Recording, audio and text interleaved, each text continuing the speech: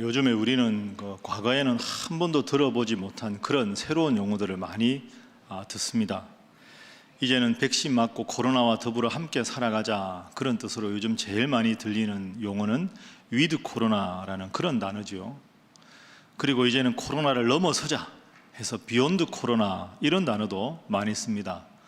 그 외에도 여러분, 제가 몇 개 단어를 한번 불러보겠습니다. 요즘에 많이 쓰는 단어죠. 뉴 노멀, 팬데믹, 코로나 블루, 메타버스, MZ세대, 하이브리드 교회, 디지털 트랜스포메이션, 거의 영어입니다.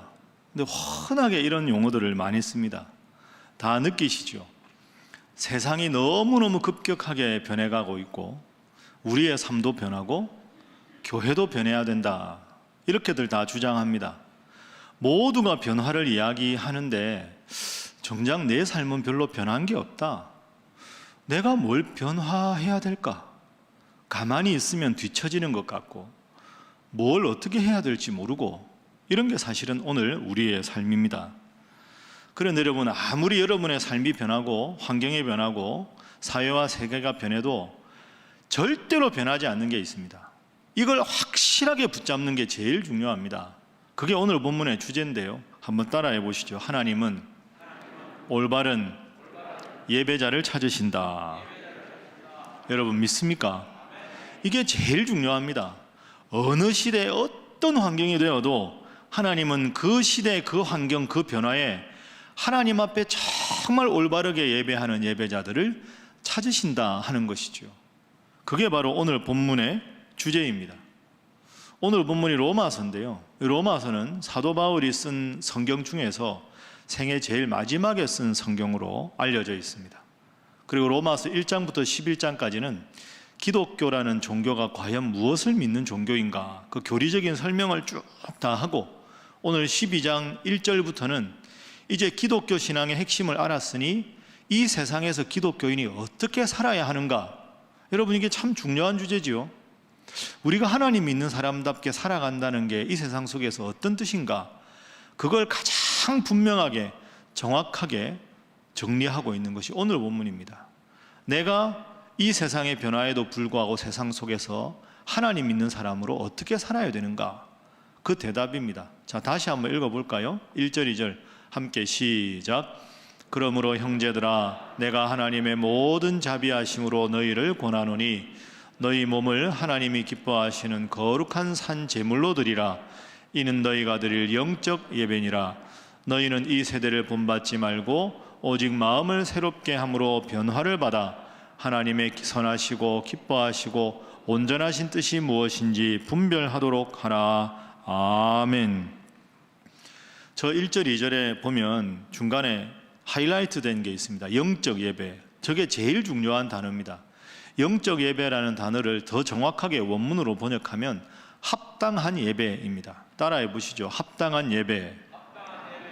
그러니까 하나님은 시대가 아무리 변해도 제일 하나님 입장에서 중요하게 생각하는 것은 나에게 신령과 진리로 예배하는 가장 합당한 예배자가 누군가, 그 예배자를 내가 보호하고 복주겠다 하는 것이 하나님의 말씀입니다. 그럼 여러분, 우리가 오늘 이 시대, 이 변화가 극심한 이 시대에 살아가면서 하나님 앞에 합당한 예배자로 살아간다, 그러면 어떤 내용을 기억하고 살아야 할까요? 본문은 합당한 예배자가 되기 위해서 세 가지를 우리에게 요구합니다. 먼저는 삶으로 예배드리는 예배자입니다. 1절 말씀 다시 화면 보시면, 형제들아, 내가 하나님의 모든 자비하심으로 너희를 권하노니, 너희 무엇을 드리라고요? 너희 몸을 하나님이 기뻐하시는 거룩한 산제물로 드리라. 이게 합당한 예배다. 여러분, 몸으로 예배를 드린다는 게 무슨 뜻일까요? 몸으로 예배를 드린다. 우리의 몸은 예배당에서는 잠깐 있고, 예배당을 나가서 세상 속에 주로 우리가 몸을 가지고 살아갑니다. 그러니까 저 말씀은 예배당에서 예배 드릴 때만 나에게 신령과 진리로 예배하지 말고 너희 몸으로 예배를 드리라 하는 말은 세상에 나가서 내가 누군가와 대화를 하거나 일을 하거나 모든 일상에서 거룩한 삶의 예배를 드리라, 이런 뜻입니다. 예배당 예배만 중요한 게 아니라 삶에서 거룩한 삶을 살아가는 것이 중요하다. 그래서 이렇게 정리할 수 있죠. 일상을 거룩하게, 삶을 예배처럼, 우리가 살아가는 삶의 순간순간이 예배인 것처럼 그렇게 살아가라 하는 것입니다. 한번 따라해 볼까요? 삶을 예배처럼. 자, 옆에 분들과 인사 한번 하겠습니다. 삶을 예배처럼 살아가시기 바랍니다. 자, 합당한 예배자의 두 번째 모습은 세상에 물들지 않고 세상을 변화시키는 삶을 살아가라 하는 겁니다. 참 어렵습니다. 이게 세상에 물들기가 쉽습니까? 변화시키는 게 쉽습니까? 어렵습니다. 세상에 물드는 게 훨씬 쉽거든요. 근데 하나님은 우리에게 세상을 변화시켜라. 2절 말씀에 이 내용이 나옵니다. 2절에 보면 이 세대를 본받지 말아라. 세상의 문화를 본받지 말고 하나님 뜻대로만 살아가라. 이렇게 말합니다. 제가 한 2달 정도 됐나요? 설교할 때 그 넷플릭스 세계 1위 했던 우리나라에서 만든 드라마 오징어 게임, 그 간단하게 제가 설명드렸는데요. 우리나라 드라마인데 전 세계에서 1위 했지 않습니까? 오징어 게임이. 근데 그 이후에 최근에 몇 주 됐는데요, 지옥이라는 드라마가 나오자마자 세계 1위를 했습니다. 제가 좀 봤는데요, 저는 너무 보는 게 힘들고 불편했습니다. 오징어 게임과 지옥의 공통점이 뭔지 아십니까? 여러 가지 중에서 목사인 제 입장에서는 매우 반기독교적이라는 겁니다. 반기독교적인 드라마가 세계 1위라는 게 참 우리를 마음 힘들게 만드는 거죠. 그리고 지금 사회적인 전체적인 분위기도 교회나 기독교가 잘못한 것도 있지만 매우 기독교에 대한 반감을 많이 가진 것도 사실입니다. 그런데 저는 역설적으로 이런 기독교에 대한 비판적인 이런 사회 분위기가 교회에 새로운 가능성을 던져준다고 생각합니다. 교회여, 제발 아름답고 아름다운 원래 교회 모습으로 회복되라. 우리가 원래 하나님을 잘 믿는 교회의 모습으로 회복되기를 이 사회는 간절하게 원하는 것이 역으로 그런 비판과 비난으로 드러나는 것이다. 세상에 물들지 않고 세상 사람들이 보더라도 저런 삶이 아름다운 삶이지, 세상을 변화시키는 예배자가 되라 하는 것이 합당한 예배자의 두 번째입니다. 그리고 마지막 세 번째는 하나님을 주인으로 모시고 살아가라 하는 거죠. 우리 힘으로 어떻게 거룩한 예배자, 합당한 예배자가 되겠습니까? 하나님을 주인으로 모시라. 2절 제일 끝부분에 이런 표현이 나옵니다. 하나님의 선하시고 기뻐하시고 온전하신 뜻이 무엇인지 분별하도록 하라. 이 세상 속에 살아가면서 과연 하나님이라면 내가 지금 어떻게 행동하기를 원하실까? 내가 이 상황에서 어떻게 말하기를 하나님은 원하실까? 그걸 생각하고 살아가다 보면 세상에서도 합당한 예배자로 살아갈 수 있다 하는 거죠. 여러분, 힘듭니다. 힘드니까 성경에 있지요. 우리가 힘들지만 세상 안에서 하나님 믿는 사람으로 살아가지만 정말 하나님 뜻대로 살아가는 하나님 앞에 합당한 예배자, 우리 신일의 모든 성도들이 되시기를 주님 이름으로 축복합니다.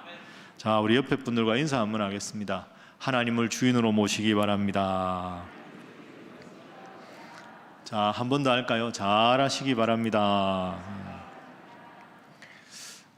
여러분, 학생이 좋은 성적을 받으려면 예습과 복습을 잘해야 됩니다. 신앙생활도 똑같다고 생각합니다. 예습 잘하고 복습 잘하면 신앙생활 잘하는 거죠. 근데 예습 잘하기가 힘듭니다. 잘 모르는 성경을 혼자 읽다가 자꾸 난관에 부딪히는 경우가 많거든요. 그러니까 신앙생활은 예습 잘하기는 힘듭니다. 그럼 뭘 잘해야 될까요? 복습을 잘해야 됩니다. 복습을. 제가 11월 첫째 주일부터 단계적 일상 회복에 따라서 우리 교회 세대별로 우리가 이런 롤 모델을 삼아서 열심히 신앙생활 하자 하고 말씀드렸습니다. 여러분 다 기억나십니까? 대답이 이러시면 안 됩니다. 기억나시지요? 네, 복습을 한번 해보겠습니다. 자, 단계적 일상 회복과 우리 신일교회 첫 번째 11월 첫째 주일에 제가 제일 먼저 여러분들과 다룬 인물은 베드로였습니다. 기억나시지요? 베드로가 예수님이 부활하신 다음에 탁 나타나셨는데 그 모습을 본 베드로가 여전히 나는 물고기 잡으러 가노라 하고 물고기 잡으러 갑니다. 부활한 예수님을 만났으면 복음을 전해야 될 텐데 물고기 잡으러 가지요. 예수님 포기하지 않으십니다. 다시 베드로에게 가서 물고기 많이 잡게 해주시고 생선도 구워주시고 떡도 구워주시고 너 나를 사랑하냐 내 양을 먹이라 그렇게 말씀하셨습니다. 너무너무 연약한 베드로인데 포기하지 않고 예수님께서 끝까지 믿어주시고 사랑의 눈길을 주셨을 때 그 연약한 제자 베드로가 하루에 3,000명이 하나님께 돌아오는 위대한 복음 전도자 사도 베드로로 변화가 됩니다.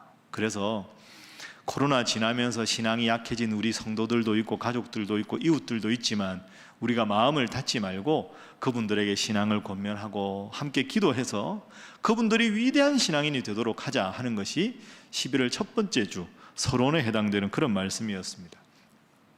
둘째 주일에는 노년 세대의 롤 모델을 여러분과 나누었습니다. 노년 세대 롤 모델이 누굽니까? 갈렙이었습니다. 갈렙. 여호수아와 더불어 갈렙. 갈렙이 85세가 되었습니다. 그 당시 나이가 아주 많은 사람이죠.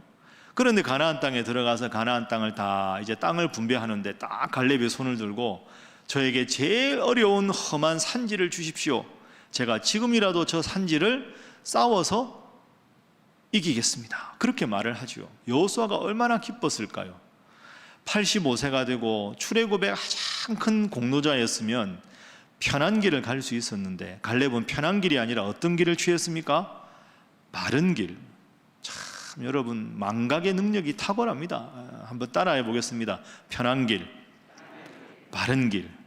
그러니까 갈렙은 편안한 길이 아니라 하나님 앞에 바른 길을 택했을 때 여호수아를 통해 큰 복을 하나님께서 허락해 주셨다 하는 것이죠. 셋째 주일에는 다음 세대의 롤 모델에 대해서 우리가 살펴보았습니다.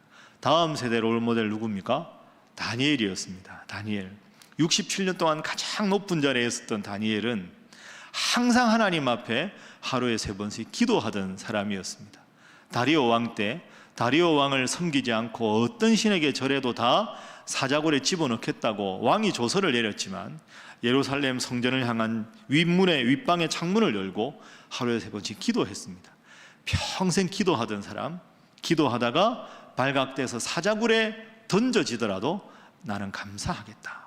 기도와 감사의 인물 다니엘, 이게 우리 다음 세대 롤 모델이었습니다. 이제 지난주입니다. 지난주는 기억하시겠죠. 지난주 청장년 세대의 롤 모델은 젊은 여호수아였습니다. 요단강을 건너고 여리고성을 격파하고 아이성을 격파해서 돌격 앞으로 해야 되는데 여호수아는 그렇게 하지 않고 에발산으로 올라가자 해서 그 성전의 분위기에서 에발산에 올라가서 하나님 앞에 말씀을 듣습니다. 온 백성들이 함께. 여호수아는 전쟁의 승리는, 인생의 승리는 우리의 전투력에 있는 게 아니다. 하나님 앞에 말씀을 사모하고 예배하는 것에 있다. 예배의 성공이 인생의 성공이다. 우리가 그런 청장년 세대가 되어야 한다 하는 것이 지난주 말씀의 요지였습니다. 오늘 제가 예배 끝나고 나가다가 이렇게 여러분 만나면 청장년의 롤 모델은 누구입니까? 노년 세대의 롤 모델은 누구입니까? 라고 여러분에게 혹시 질문하면 여러분이 알아서 잘 대답을 고개를 숙이고 계시니 제가 그 질문은 하지 않겠습니다. 그러나 마음속으로 설교 한 번 들었고 다 그냥 완벽하게 잊어버리지 마시고 잘 기억하고 기도해야 우리가 말씀을 잘 듣고 말씀대로 살지 않겠습니까? 자, 그러면 우리가 이런 일상에서 롤 모델을 삼아서 우리가 어떻게 하면 훌륭한 신앙인이 될 수 있을까? 더 나아가서 우리 신일교회가 이런 변화의 한복판에서 어떻게 하면 정말 하나님 앞에 영광 돌리는 교회, 하나님 앞에 칭찬받는 성도가 될 수 있을까? 그걸 오늘은 결론으로 한번 생각을 해보겠습니다. 이 적절한 비유는 아닌데 여러분 교회를 시장과 한번 비교해서 생각해 보겠습니다. 여러분 장 볼 때 어디서 장 보십니까? 아유, 목사님 질문이 너무 모호합니다. 장 볼 때 다 상황마다 다르죠. 여러분 그냥 생활 필수품 몇 개 구입할 때는 집 제일 가까이에 있는 동네 슈퍼에 갑니다. 동네 슈퍼에 가서 몇 개 그냥 집어오죠. 주인 아줌마하고 잘 알아서 인사도 하고 너무 급할 때는 수십 년 단골이면 내가 이따가 돈 줄게 하고 카드 안 가지고 왔으면 외상도 가능한 게 동네 슈퍼입니다. 그런데 좀 더 다양한 물품을 많이 구입하고 싶으면 전통시장을 갑니다. 전통시장은 동네 슈퍼보다 훨씬 더 품목이 다양합니다. 그리고 수십 년 단골집도 많고요. 할인도 많이 해줍니다. 단골이라고 뭐 하나 사면 작은 거 끼워주기도 합니다. 정이 많은 데가 전통시장입니다. 그런데 큰 장을 볼 때는 초대형 마트를 가기도 합니다. 뭐 우리가 아는 코스트코나 이마트나 롯데마트 이런 거 되겠죠. 근데 거기 가면 제일 좋은 게 주차장이 넓고 실내가 아주 깔끔하게 정리가 잘 되어 있어서 물건을 찾기가 참 좋고 청결합니다. 그 점은 참 장점인데 정이 없습니다. 그런 데 가서 뭐 단골도 없고 뭐 싸게 해달라 그런다고 싸게 해주지도 않고, 그래도 또 장점이 많아서 또 초대형 마트에 가기도 합니다. 자, 생각해보면 다 장단점이 있죠. 동네 슈퍼는 가깝고 이용은 편한데 품목이 제한적이고, 전통시장은 정은 많이 들고 잘해주긴 하는데 아무래도 주차장이나 청결 상태 같은 게 초대형 마트보다 못하고, 초대형 마트는 원하는 거 다 살 수 있고 너무 깔끔하고 쾌적한데 나하고 특별한 관계, 정이 있거나 깊은 관계, 그런 건 또 없습니다. 자, 그러면 한번 여러분 생각해 보십시오. 우리 신일교회를 시장에 가서 장 보는 거하고 비유해 보면 우리 신일교회는 어떤 장에, 시장에 제일 가까울까요? 동네 슈퍼라고 하기에는 많이 크고 초대형 마트라고 하기에는 좀 작습니다. 굳이 비유하자면 제일 가까운 것이 적당한 규모의 전통시장이나 초대형 마트는 아니지만 중형 마트 정도에 비교할 수 있겠죠. 역사가 오래돼서 친숙하고 서로 끈끈한 유대관계도 아주 좋습니다. 거기다가 나름대로 우리 교회가 규모도 있고, 그래서 이 동네에 거주하다가 먼 곳으로 이사를 가도 이곳 생각이 나서 늘 예배당에 오시는 참 훌륭한 분들도 많이 있습니다. 그럼 앞으로 우리 신일교회가 어떤 점에 주목해야 될까요? 하나님께서 쓰시는 교회, 우리 성도들이 정말로 행복한 교회가 되기 위해서 우리 온 교회가 함께 기도해야 될, 지향해야 할 교회의 모습을 지금부터 3가지로 한번 살펴보겠습니다. 여러분 꼭 기억하십시오. 우리 교회가 지향해야 될 제일 중요한 가치가 이것입니다. 한번 따라해 보시죠. 본질은 1등인 교회. 본질은 늘 1등인 교회가 우리 신일교회가 되게 해달라고 여러분 기도하십시오. 앞서 제가 완벽한 비유는 아니지만 우리 교회를 시장과 비교해서 여러분에게 설명을 드렸습니다. 여러분, 시장에서 제일 중요한 게 뭘까요? 규모가 아닙니다. 시장 갈 때 제일 중요한 건 물건의 품질입니다. 저기 가면 품질이 제일 좋은 물건이 있더라. 거기다가 물건값도 싸더라. 이 2가지만 있으면 금상첨화지요. 그러면 수많은 단골들이 규모에 상관없이 생길 수밖에 없습니다. 이걸 교회로 연결시켜보면 어떻게 연결할 수 있을까요? 신일교회 예배는 참 은혜롭더라. 정말로 하나님께서 기뻐하시는 예배를 드리더라. 이게 신일교회가 지향해야 될 가장 중요한 것인 줄로 믿습니다. 그게 되면 교회가 잘 되는 것이고요, 그게 안 되면 다 안 되는 겁니다. 저는 담임 목사로서 설교자입니다. 그럼 제가 하나님 앞에, 여러분 앞에 어떤 평가를 받아야 될까요? 우리 담임 목사님 설교는 참 쉽더라, 그러면서도 알차더라, 그러면서도 복음적이더라.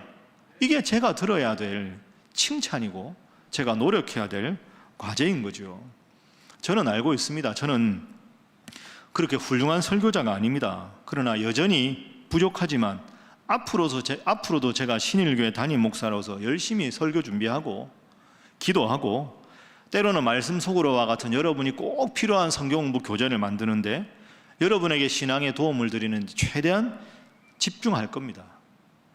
담임 목사로서 제가 늘 생각하는 건 저에게는 설교가 신방입니다. 원리상 2개가 다르지 않습니다. 제가 여러분 한 분 한 분을 일일이 다 신방할 수 없습니다. 특별한 경우는 제가 신방해야 되죠. 당연합니다. 그러나 여러분의 교구를 구석구석 살피는 분들은 교구 목사님들입니다. 제가 지금 주일 예배 설교하는데요, 제가 주일 예배 설교 한번 하면 영상까지 합하면 한 주일에 주로 2,500명에서 3,000명 정도가 제 설교를 듣습니다. 연령대도 다 다양하고 삶의 문제도 다 다양한 여러분들 앞에서 정말로 하나님께서 여러분에게 꼭 필요한 말씀을 제 입술을 통해서 전하는 것이 설교입니다. 그래서 이 설교는 여러분을 향한 저의 신방입니다. 그래서 여러분, 앞으로도 제가 다른 외부 일로 너무 바빠지지 않도록 기도해 주십시오. 본질에 힘쓰는 목사가 되게 해 주십시오. 그리고 저뿐 아닙니다. 여러분도 다 마찬가지입니다. 하나님께 영광을 돌리는 예배가 되기 위해서는 여러분 모두가 함께 온 정성을 기울여야 합니다. 예배 때마다 기도하시는 장로님께서 정말로 정성을 다해서 한 문장 한 문장 기도하면서 예배 기도를 준비하시고, 찬양대도 매주 정말 하나님께서 기쁘게 받으실 만한 그런 찬양이 되도록 열심히 준비하셔야 하고, 여러분 한 분 한 분이 하나님 보시기에 거룩한 예배자가 되도록 노력해야 합니다. 예배 화려한 순서가 많아서가 아니라 정말 담백한 예배라도 신령과 진리로 예배를 드려서 하나님 보시고, 야, 신일교회 예배가 최고다, 내가 너희들의 예배가 최고다, 이런 칭찬 얻는 불변의 예배자가 되고 신령의 예배자가 되는 것, 이것이 우리 평생에 가장 힘써야 할 일인 줄로 믿습니다. 옆에 분들과 인사 한번 하겠습니다. 예배 잘 드리기 바랍니다. 한 번 더 하겠습니다. 예배 잘 드리겠습니다. 이게 본질이 1등인 교회입니다. 우리 교회가 지향해야 될 두 번째는 변화를 두려워하지 않는 교회가 되어야 합니다. 서두에서 말씀드렸지만 얼마나 우리 교회 지금 주위 환경이 변화가 많습니까? 그런데 여러분에게 말씀드린 대로 변화에는 두 가지가 있습니다. 변질이 있고요, 성숙이 있습니다. 변질되면 안 되죠. 성숙한 교회가 되어야 합니다. 그래서 저는 기도하면서 이렇게 한번 정리를 해봤습니다. 본질에는 모든 교회 중에서 1등인 우리 신일교회, 두 번째는 변화에는 모든 교회 중에 2등인 우리 신일교회. 아, 목사님 변화는 왜 2등입니까? 모든 교회 중에 2등이면 되게 잘하는 겁니다. 그렇죠? 왜 2등인가? 자존심 상하십니까? 변화에는 속도가 중요한데 우리 교회가 1등 해야지요, 그렇게 생각하십니까? 아닙니다. 세상이 빠르게 변한다고 해서 교회의 모든 것이 다 변해야 되는 게 아닙니다. 말씀드린 대로 올바른 예배자가 되는 것, 변하지 않는 불변의 가치입니다. 사실 오늘 우리에게 필요한 건 여러분 잘 생각하십시오. 변화 자체가 아닙니다. 변화의 속도가 아닙니다. 변화의 방향이 중요합니다. 올바른 방향이 아니면 속도가 빠른 것 아무 소용이 없지요. 변화된다고 해서 교회 모든 시설을 다 고가의 장비로 바꾸고 최첨단 시설을 하는 게 중요한 게 아닙니다. 본질을 회복하는 교회, 예배와 말씀과 양육을 위해 필요한 변화는 반드시 추구하되 모든 것을 다 바꾸려고 할 필요도 없고 그래야 될 이유도 없습니다. 변화가 제일 필요한 부서가 어딜까요? 교육부서지요. 교육부서는 아이들 앞에, 하나님 앞에 아이들이 바른 예배자가 되기 위해서 교육부서 필요한 건 다 바꾸고 변화시켜야 합니다. 그리고 그런 교육부서, 학령기 자녀를 둔 부모 세대인 3, 4, 5 세대를 위해서 필요한 프로그램을 개발하고 필요하다면 예배의 형식까지 바꾸면서 그들을 올바른 예배자로 세워야 합니다. 지난주에 제가 말씀드렸습니다. 물론 변화시킨다고 하면서 3, 4, 5 세대만을 위한다고 해서 다른 세대를 다 희생시키면서까지 변화시켜서는 안 됩니다. 순리대로 소통하면서 하나님 주시는 한 마음을 따라서 이 모든 변화를 추구해야 되는 거죠. 지금 우리 신일교회에 제가 부임한 후에 제가 참 존경하는, 제 장신대 교수로 있을 때부터 존경하던 교수님 네 분이 우리 교회 평신도로 지금 교회 출석하십니다. 남편 되시는 분은 교회사를 가르치시는 아주 훌륭한 분이시고요, 그 부인 되시는 분도 신학대학 교수님이십니다. 특별히 그분은 전공이 목회 상담입니다. 그러니까 그분이 제일 전문적으로 하시는 게 가족 상담, 부부 대화법, 부모 자녀 대화법, 그 다음에 결손 가정이나 아픔이 있는 가정을 어떻게 회복시킬까, 이 분야에서는 제가 보기에는 우리나라에서는 가장, 우리 교단에서는 최고의 훌륭한 교수님이십니다. 지금도 그런 과목을 주로 가르칩니다. 제가 몇 주 전에 네 분 교수님을 만났습니다. 그리고 제가 정중하게 부탁드렸습니다. 앞으로 우리 교회를 위해서 꼭 필요한 전문적인 조언도 해주시고 또 필요하면 프로그램도 제안을 좀 해주십시오. 특별히 학령기 아이를 둔 3, 3, 5 젊은 세대들 가족들끼리 어떻게 해야 되고 가정에서 어떻게 치유가 돼야 되고 그런 부분에 대해서 부탁을 드렸습니다. 그러니까 필요하면 조언도 해주시고 또 상황이 허락되면 직접 여러분들 앞에서 좋은 강의도 앞으로 해주기로 하셨습니다. 얼마나 감사한지 모릅니다. 앞으로 저는 담임 목사로서 이러한 혼란하고 변화되는 시기를 맞이해서 교회에 불변하는 가치, 변해야 되는 형식, 이걸 잘 구분해서 여러분과 함께 하겠습니다. 여러분들 중에서도 소중한 달란트를 가진 많은 성도들과 협력해서 우리 교회가 앞으로 더 잘해서 하나님께 영광 돌리는 교회, 여러분들이 정말 자부심을 가지는 교회가 되는 일을 위해 노력하겠습니다. 여러분들도 함께 협조해 주시기 바랍니다. 그런 의미에서 옆에 분들과 다시 인사하겠습니다. 열심히 기도로 도우시기 바랍니다. 한 번 더 할까요? 우리 교회는 잘 될 수밖에 없습니다. 세 번째로 우리가 키워드로 생각해야 될 것은 본질, 변화, 세 번째는 따라합니다. 관계가 중요합니다. 관계. 여러분 어떻습니까? 요즘에 예배당에 와서 식사도 못하고 구역 예배도 제대로 못하고 선교회도 제대로 못하고 다 영상으로 한다고 하고 온라인으로 한다고 하고, 여러분 이게 필요한 변화입니다. 자연스러운 변화지요. 온라인상의 만남은 불가피하고 또 안전을 위해서 반드시 해야 합니다. 그런데 어떻습니까? 다 머릿속으로 이해하는데 우리 마음속에 외로움은 더 깊어집니다. 더 만나고 싶고 더 보고 싶고 그렇습니다. 저는 이것에 교회의 가능성이 있고 교회가 해야 될 중요한 사역이 있다고 생각합니다. 전부 비대면으로 하고 온라인으로 하다 보니까 마음속의 외로움을 더 깊이 느낍니다. 정말 내 마음을 위로해주고 내 답답한 속의 이야기를 들어줄 사람이 없다. 너무너무 힘들어하지요. 함께하지 못해서 힘들어하고 외로워하는 분들, 그분들에게 전화로라도 말벗이 되어주고 방역수칙 잘 지키면서 그분들과 만나서 함께 조용하게 대화하고 경청하고 기도해 주는 게 필요하지 않을까요? 어쩌면 지금이 가장 교회가 잘 될 수 있는 때입니다. 모두가 외롭기 때문에, 모두가 답답하기 때문에 여러분들이 조금만 더 관심을 가지고 좋은 관계를 만들기 위해서 노력하고 치유하고 기도하면 그게 교회가 새로운 가능성을 우리가 붙잡아야 되지 않겠습니까? 물론 방역수칙 잘 지켜야 합니다. 그 가운데서 남녀 선교회도 구역 모임도 여러분들끼리 모이는 모임이 즐거워야 합니다. 헤어지면 또 너무 보고 싶어야 합니다. 그래서 외로운 그 마음, 누군가 여러분이 반드시 챙겨야 하고 배려해야 될 그분을 위해서 잘 배려하고 챙기면 주님이 얼마나 기뻐하시겠습니까? 우리 예수님 친히 우리에게 귀한 명령을 주셨습니다. 마태복음 25장 40절 말씀 기억하십니까? 너희가 여기 내 형제 중에 지극히 작은 자 하나에게 한 것이 곧 나에게 한 것이다. 작은 자 하나에 대한 관심이 주님에 대한 관심이다. 여러분 꼭 기억하시고, 내가 돌보아야 할, 내가 사랑해야 할, 내가 회복해야 될 우리 성도들 위해서 간절한 마음으로 기도도 하시고 배려도 하시고 사랑도 하셔서 그분들 마음속에 주님의 사랑을 느끼게 할 수 있는 여러분 되시기를 주님 이름으로 축복합니다. 결론을 맺겠습니다. 제가 언젠가 여러분에게 한번 말씀드렸는데요, 저는 제주도에 가면 늘 가고 싶은 곳이 추사관입니다.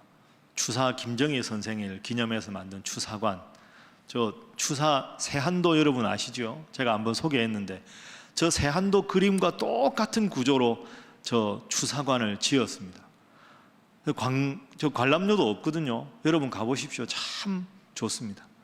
그 추사관에 가면 저는 또 전공이 유교 쪽이라 보고 싶은 것도 많고 자료도 많이 보는데요, 그 중에서 제일 제가 좋아하는 작품은 방금 화면에서 본 세한도입니다. 세한도.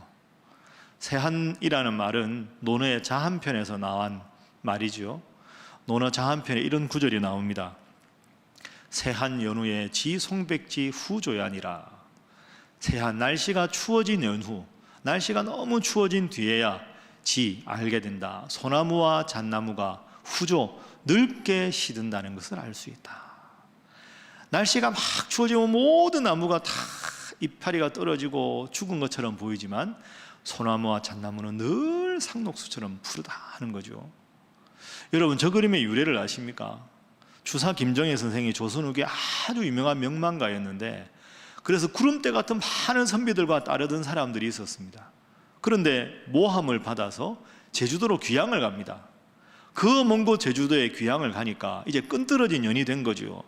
그러다 보니까 모든 주사 선생을 따랐던 사람들이 다 등을 돌립니다. 주사 선생을 따라도 소용이 없다. 내 앞날을 위해서 저 사람하고 관계를 가는 것이 아무런 소득이 없다. 대부분 사람들이 다 등을 돌립니다. 그런데 주사 선생의 제자 중에서 역관, 번역관, 통역관이었던 중인 신분의 이상적이라는 제자가 있습니다. 근데 이 이상적이라는 제자는 내 존경하는 선생님을 다 버려도 나는 그럴 수 없다 하고는 중국의 역관으로 갈 때마다 북경에 가서 최근에 나온 아주 좋은 서적들을 가져다가 계속 주사 선생에게 보내줍니다. 선생님, 그 제주도에서 귀향 가서 얼마나 외롭고 힘드십니까? 이 책 읽으면서 위로받으십시오. 그 책을 끊임없이 보내주지요.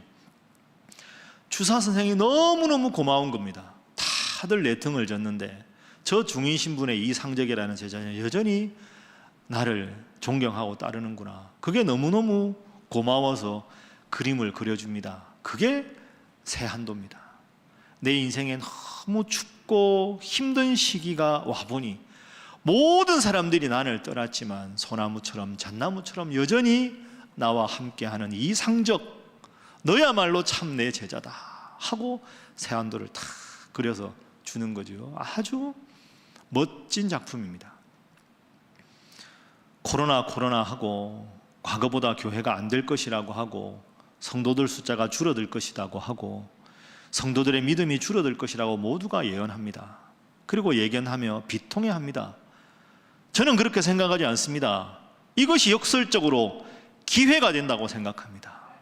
세한 연후에 지송백지 후조야니라. 오늘 우리 교회에 적용할 수 있지 않겠습니까? 제가 그 문장을 이렇게 한번 바꾸어 보았습니다. 코로나 연후에 지 신일교회 신일성도 후조야니라. 코로나와 여러 가지 신앙생활이 힘들어진 연후에 주님께서 나는 그래도 신일교회와 신일성도가 결코 시들지 않는 소나무와 잣나무와 같은 신앙의 상록수임을 알았노라. 이 귀한 칭찬을 우리 주님 앞에 듣는 우리 신일교회, 우리 사랑하는 신일의 모든 성도 되시기를 주님 이름으로 축복합니다. 기도하겠습니다. 사랑의 하나님, 은혜를 감사합니다.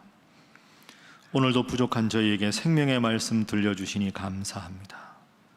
변함없는 상록수처럼 코로나에도 불구하고 믿음의 본질에는 1등인 교회, 변화를 두려워하지 않는 교회, 서로 사랑과 정이 넘치는 교회 공동체로 더 사랑하며 더 믿음을 독려하는 우리 신일교회, 신일성도 되게 하여 주옵소서. 예수님의 이름으로 기도하옵나이다. 아멘.